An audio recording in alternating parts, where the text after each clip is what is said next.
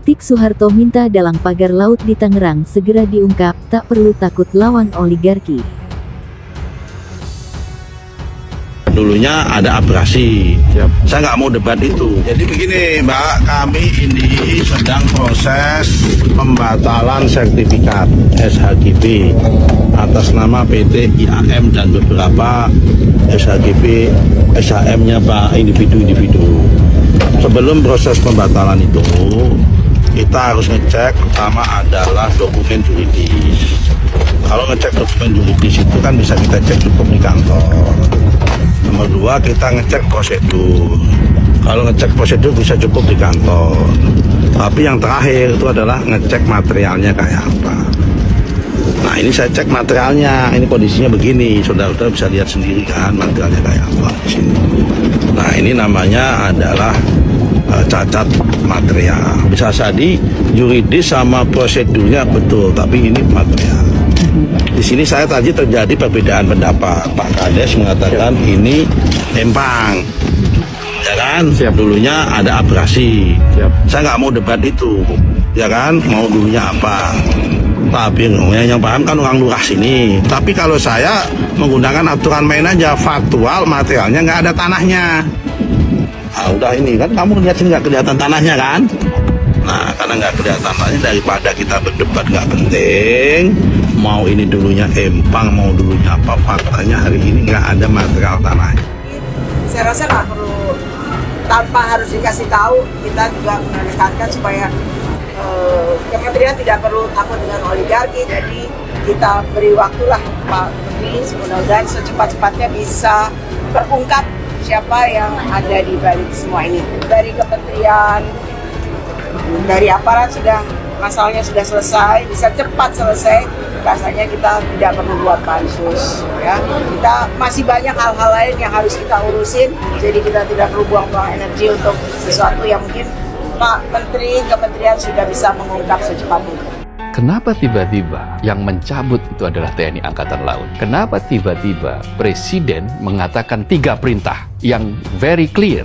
Sangat jelas tuh perintahnya. 1, segel. 2, cabut. 3, usut. Segel ini akhirnya dilakukan. Ini kan istilahnya tindakan tipis-tipis ini. Segel itu kan tindakan tipis-tipis. Siapa yang menyegel? Kementerian Kelautan dan Perikanan. Dan ketika menyegel itu berarti otomatis dong logikanya kalau disegel ini barang berarti ilegal. Hanya barang yang tidak resmi, tidak berizinlah yang layak untuk disegel. Dan yang menyegel adalah pemilik otoritas, yaitu apa? Kementerian Kelautan dan Perikanan. Karena memang itu wilayah KKP. Nah, disegel. Tapi mengapa harus menunggu 20 hari? Nah, orang lalu pikiran liar orang macam-macam. Wah, ini kelamaan 20 hari. 1, untuk memberikan alibi. 2, untuk mengarang cerita. Bisa jadi kan? Atau bahkan yang ketiga, membuat publik lupa kan? Kira-kira begitu. Lupa dengan kasus ini, ketika kasus ini sudah lerem, baru dibongkar, diem-diem. Ada kasus baru lagi yang menumpuk. Kasus lagi menumpuk. Akhirnya kelupaan ini. Ini siapa sebetulnya? Proyek apa ini? Siapa yang mendalangi dan untuk tujuan apa? Kok sampai ada pemagaran 30? Nah, sampai kemudian keluarlah perintah yang jelas, clear dari Presiden Prabowo. Jadi ada logika yang dikembangkan oleh sebagian publik bahwa ini proyek masa lalu yang masih ada kaitannya dengan Presiden masa lalu, katakanlah gitu ya kira-kira. Meskipun keterkaitannya seperti apa kan saat ini belum clear, belum jelas. Karena memang belum ada statement resmi kan yang menyatakan bahwa ini siapa gitu. Tapi kuat dugaan ini adalah ada kaitannya dengan proyek strategis nasional. Pagar laut ini akan dicabut dan tentunya kami sangat mengapresiasi keputusan pemerintah ini yang memang sudah keputusan Presiden dan sudah dijalankan beberapa waktu yang lalu, dan sekarang hari ini secepatnya akan dituntaskan dengan bantuan dari Angkatan Laut. Kemudian mengenai sertifikat-sertifikat yang ada sudah kita jelasi, sudah kita dengar dari Pak Menteri bahwa ini akan dibatalkan karena laut ini bukan milik perorangan atau milik korporasi, ini adalah milik kita semua.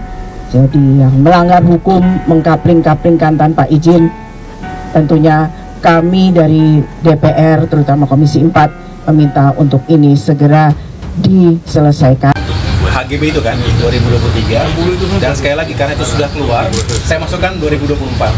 Tentu tidak semuanya kan kita review, kecuali ada pelaporan. Ada keterkaitan dari pemilik HGB ini, ternyata dia satu grup sama Aguan Group, itu benar atau enggak? Ya, nanti kita tunggu hasilnya ya, kita tunggu hasilnya. Saya juga akan ikuti terus apa yang sedang dilakukan oleh teman-teman di APR BPR. Karena ini tidak semuanya di tingkat pusat, ada juga di tingkat provinsi dan juga kota kabupaten kota.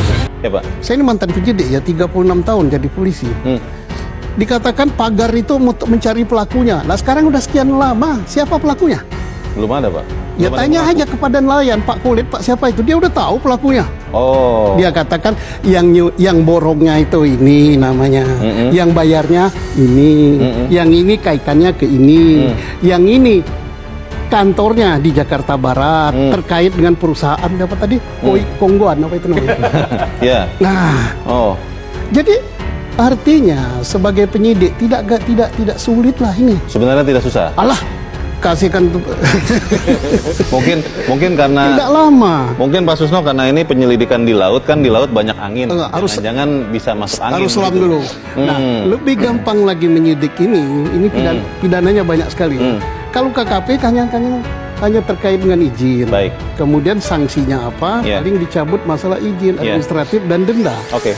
Tapi di balik pagar itu bersembunyi tindak pidana serombongan. Serombongan tindak pidana apa? Kan Pak Nusron udah katakan benar adanya sertifikat, benar adanya pengapelingan laut. Katanya Menteri KKP tidak boleh ada hak di situ. Ketua Komisi 4 DPR Siti Hediati alias Titik Soeharto menegaskan, sejatinya dalang atau otak dari pembangunan pagar bambu sepanjang lebih dari 30 km di Tangerang, Banten, untuk segera diusut dan diungkap secara transparan. Pernyataan itu disampaikan Titik Soeharto usai Komisi 4 DPR RI menggelar rapat kerja dengan Kementerian Kelautan dan Perikanan KKP Kamis tanggal 23 Januari tahun 2025.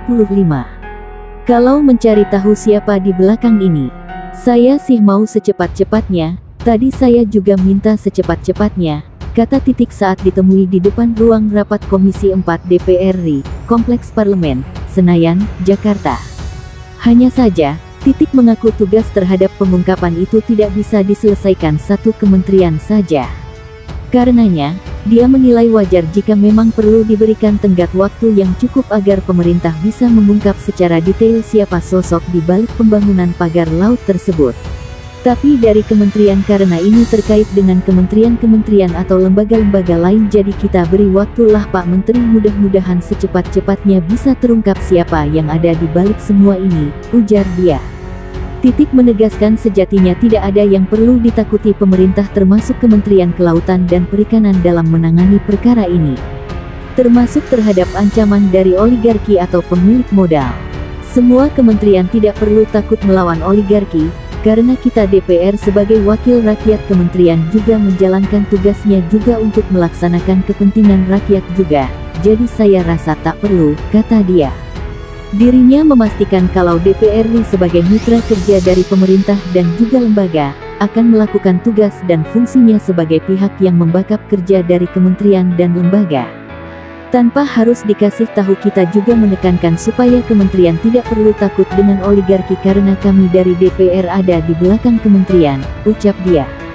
Sebelumnya, Menteri Kelautan dan Perikanan Sakti Wahyu Trenggono mengatakan, sejatinya saat ini pihaknya kerap mendapatkan pertanyaan soal siapa sosok pemilik dari pagar bambu sepanjang lebih dari 30 km di perairan Laut Tangerang, Banten. Kata Trenggono, saat ini pihaknya masih terus berkoordinasi dengan berbagai stakeholder atau pihak terkait untuk mengungkap hal tersebut. Pertanyaan tadi hampir sama, soal bagaimana dengan siapa sebetulnya yang memasang. Jadi, sampai hari ini masih dalam proses penyidikan, kata Trenggono saat rapat kerja dengan Komisi 4 DPR RI, di Kompleks Parlemen Senayan, Jakarta, Kamis tanggal 23 Januari tahun 2025.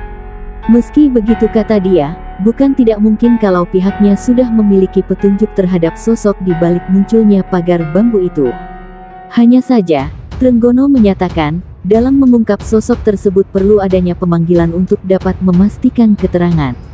Ya, memang tuntutan dari masyarakat pengennya hari ini diusut, disegel, besok juga langsung ketahuan, tapi tidak mudah juga, karena kami mendapat beberapa petunjuk, tentu, kata dia. Tapi tentu kan juga harus dipanggil, ditanya, apakah yang bersangkutan betul melakukan itu dan seterusnya, sambung Trenggono. Trenggono menyatakan, permintaan keterangan itu menjadi bagian penting kata dia, mengingat KKP memiliki keterbatasan dalam pengawasan ruang laut. Karena memang terus terang kami tidak punya alat pengawasan yang disampaikan itu, kami sebenarnya sudah mengajukan sebenarnya untuk kemudian kita bisa memiliki digital surveillance begitu. Tapi sampai hari ini kita belum punya, ucap dia. Dengan begitu, Trenggono sejauh ini menegaskan belum dapat membocorkan siapa pemilik pagar laut misterius tersebut. Meski demikian, sebelumnya, Trenggono menegaskan kalau proses investigasi pagar laut tetap berlanjut.